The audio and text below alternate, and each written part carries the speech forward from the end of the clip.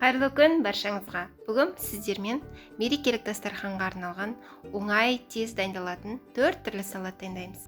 Ең бірінші қызанақ пен қиярдан өте жеңіл салат дайындайтын боламыз. Бұл салат палаумен өте жақсы болады. Ең алдымен қиярымызды жуып, екі басын кесіп тастаймыз да, осындай ирек кескішпен қиғаштап кесеміз. Бұндай кесетін затыңыз болмаса, жай пышақпен де қиғаштап кессеңіз болады. Қиярымыз турап алдық. Ендігі кезекте қызанағымызды жуып, осылай төрт-піштеп тураймыз.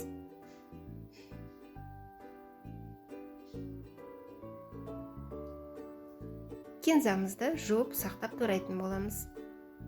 Өздеріңізге ұнаған көкшөпті пайдалана берсеңіздер болады. Бір үлкенірек сарымсағымызды аршып, осылай сақтап турап қосамыз. Және де үстіне әдемілік болу үшін екі жұмыртқамызды асып, осылай турап аламыз. Қара бұрыш қосамыз. Және 1,5 ас қасық зәйтүн майын қосамыз. Және кішкене тұз қосамыз. Жақсылап араластырамыз. Ыдысымызға салып, үстіне әдемілік үшін жұмыртқамызды қойып шығамыз. Өте дәмді, өте жеңіл салат дайындап көруге кеңес беремін. Сіздерге міндетті түрде ұнайтын болады. Ендігі кезекте қуырылған брынзадан дәмді салат дайындаймыз. Ол үшін ең алдымен тұзы аздау брынзамызды осылай турап ұнға аунатып аламыз. Және де ұнын қағып, осылай тақтайымызға түсіріп аламыз.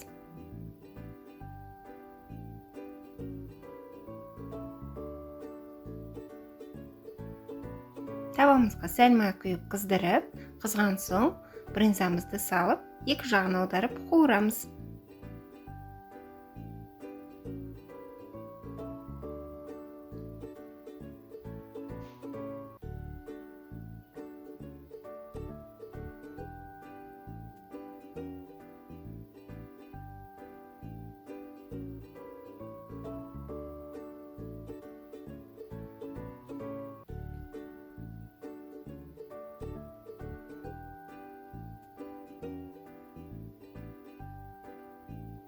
Жақсылап қызарып қуырылған соң, қағаз майламызға түсіріп аламыз, сонда артық майлары сіңіп кетеді.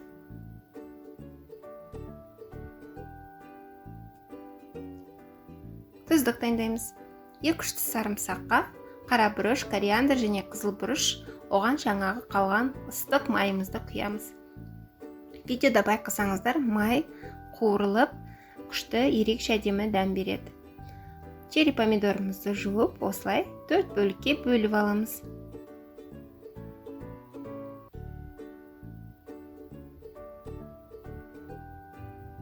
Зәйтүнімізді де ортасынан бөлеміз. Бөлмесеңіздер де болады. Және сары түсті болгар бұрышын осылай 4-5 қылып турап алдым. Одан бөлек бізге көк шөптер қажет болады.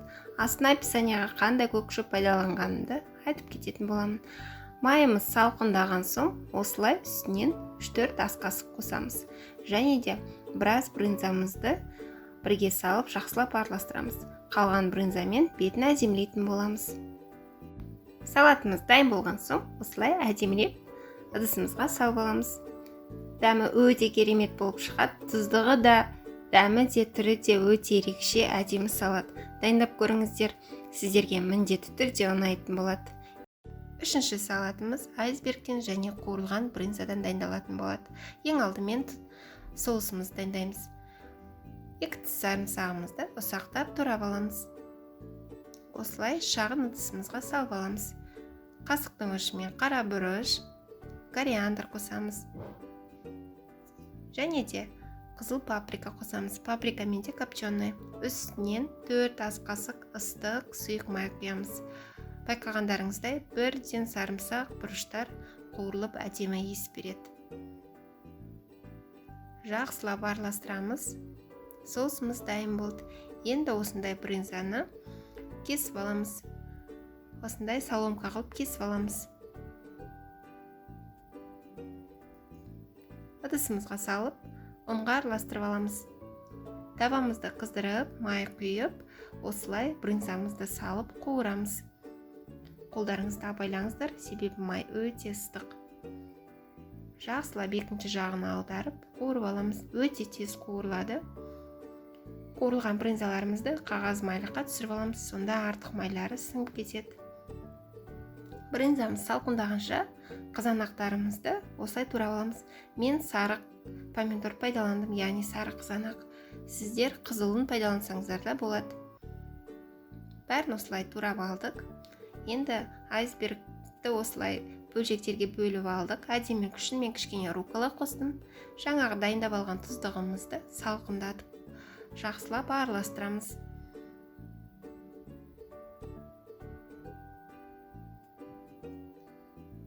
Араласқан соң үстіне қызанағымызды саламыз және брынзамызды саламыз. Жақсылап араластырамыз, сонда соустың дәмі араласып жақсы шығады. Осылай ыдыстарымызға салып аламыз. Үстінен брынзамызды әдемілеп қойып шығамыз.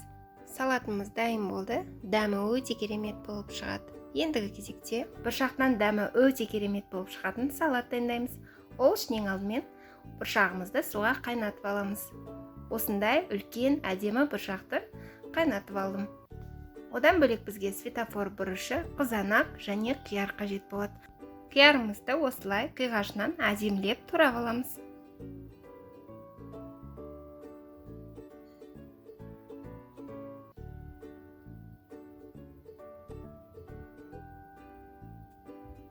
Және 4-5 тіс сарымсағымызды ұсақтап тураймыз.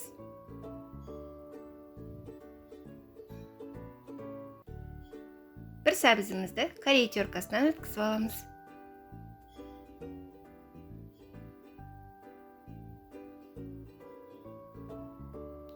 Сәбізімізге сарымсағымызды қосамыз.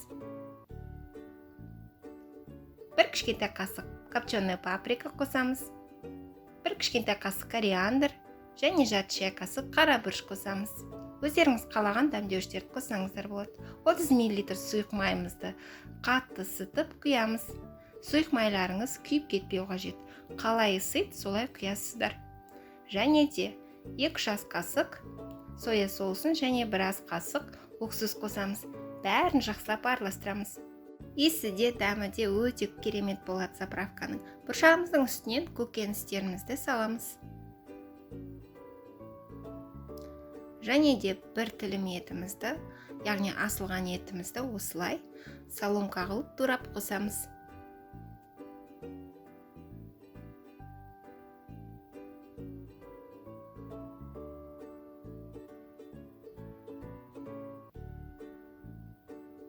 Оны да көкөністеріміздің үстіне қосамыз.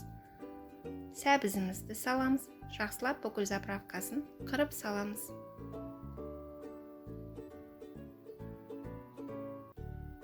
Қалаларыңызға қарай тұз қосамыз.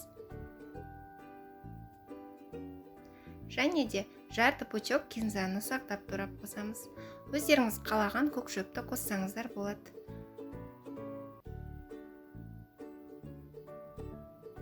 Жақсылап араластырамыз. Салатымыз дайын болды. Өздеріңіздің қалауларыңызға қарай әдемілеп сәндеп салсаңыздар болады. Бетіне ақ немесе қара күншіктен сепсеңіздер болады. Ерекше әдемі болып көрінеді.